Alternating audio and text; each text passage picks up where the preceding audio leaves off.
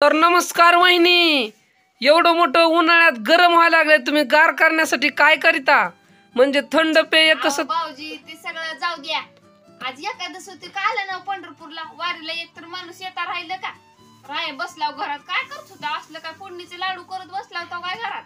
अहो वहिनी, लय गरम लागत, लय गरम होत होतं मला. लय गरम होत होतो वय. हा. आणि गेलेले येणारे जाणारे माणसाला गरम होत नव्हतं, तुम्हाला एकट्याला गरम होत. अहो त्यांचं म्हणजे कसं, एवढंच गरम होत होतं तर आदल्या दिवशी जायचं आणि बसायचं तिथं. पण दर्शन तर घडलं असतं का नसतं देवाचं? तुम्ही म्हणताय ते दर्शन घडलं असतं खरंय, पण मला लय गरम होत होतं, लय ऊन लागत होतं मला. अहो देवाकडे आला असता का नाही, गार गार केलं असतं तुम्हाला.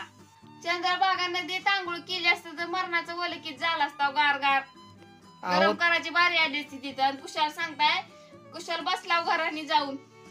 नवरा बायको पण पळत पळत गेला, बघितलं मी जातानाच. बाया म्हणल्या बघा किती देवाची कदर आहे ह्यांना, म्हणून आली होती सांगायला. काय काल ना विचारायला आलती, काल ना सांगा बर. अहो मला गरम होत होतं, दुसरं काय नाही. हिथनं तर पाया बिया पडल्या का एखादच तर धरली होती ना. ती सगळं केलं तर एखादच धरली होती. सकाळपासून जेवलो नाही मी, कळलं का? फक्त शाबच खाल्लाय. जाताना तर भजी खात बसला होता, जेवण केलं नाही म्हणून सांगता. एवढं लबाड बोलून माणसाने